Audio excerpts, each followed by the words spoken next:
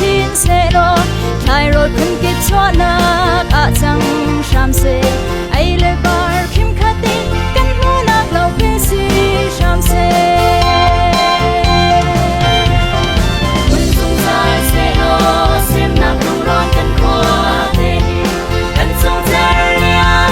mi no bang min tiao cham chin se lo e rep hai kan kho te ni sang an chang Chin lo van sa dem khởi nguồn về tình yêu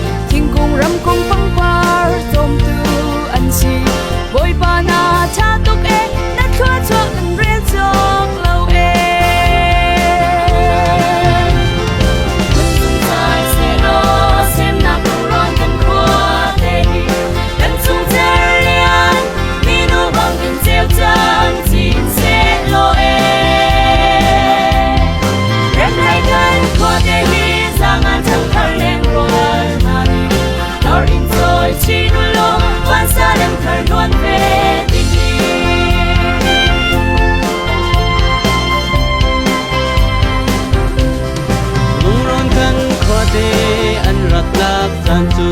ต้องขัดเสรีชองอันรักจาหากขวาทารินกูจินทั้งนี้นาบวยบากูจะให้จูเราพิลจากสิ่งนี้กันเจ้าลายปีนสมเรียงมังอินเราจูอันเจ้าหัวอันโคเกียร์ที่เราอินฟ้าร้อนฟ้าจูอันรักจากเอ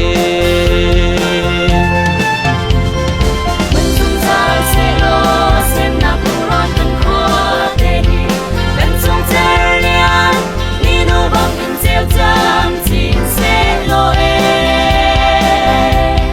เริ่มรายการขวาเตหีสร้างงานทั้งทะเลร้อนนั่นดอรินโซชิโนโล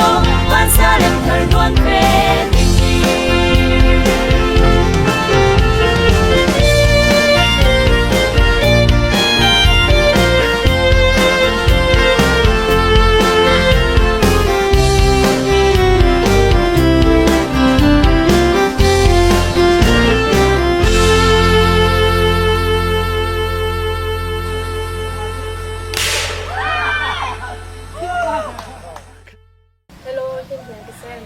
Abis petien kecuali ni kawan kawan tu ni hasil kau ini dalam apa show tu petien ni kan hajat